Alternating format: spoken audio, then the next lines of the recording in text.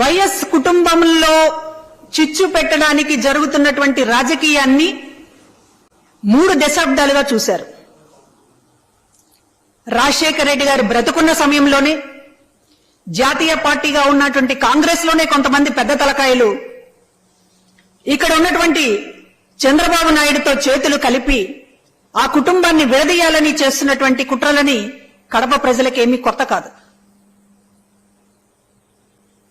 రాజశేఖర రెడ్డి గారు చనిపోయిన తర్వాత ఇవాళ మీరు ఏదైతే సానుభూతి కోసం మాట్లాడుతున్నారో అదే వివేకానంద రెడ్డి గారు వైఎస్ కుటుంబం నుంచి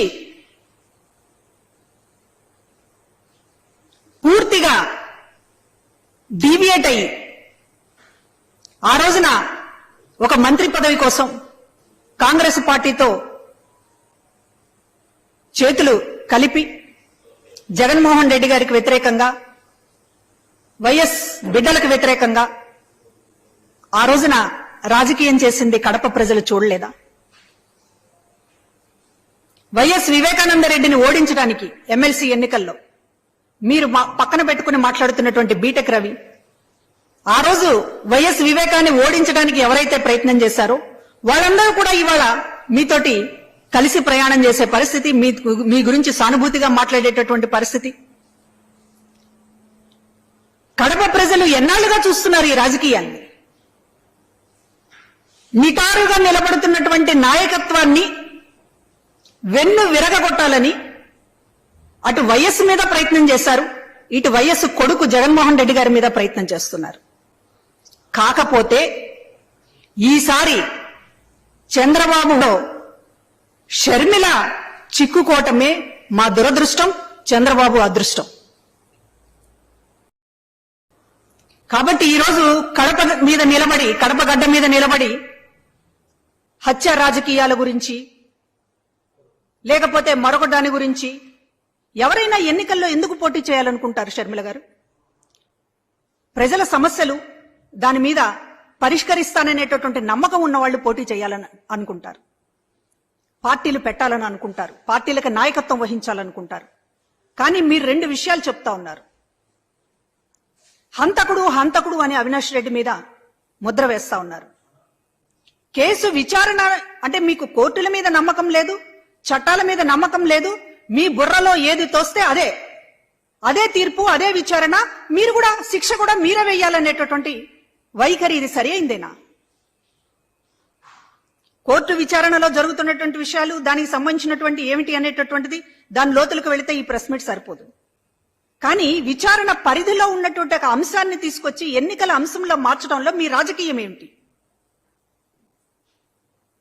ఆ రోజున జగన్మోహన్ రెడ్డి గారికి వ్యతిరేకంగా, విజయమ్మ గారికి వ్యతిరేకంగా వైఎస్ వివేకాన్ని నిలపడంలో ఈ కూతురు సునీత, ఆ కుటుంబము ఆ రోజున ప్రోత్సహించింది నిజం కాదా? ఈ రోజున మీ స్వార్థ కారణాలతోటి మీరందరూ కూడా ఏకమయ్యి ఇవాళ ఒక స్క్రిప్ట్ ప్రకారం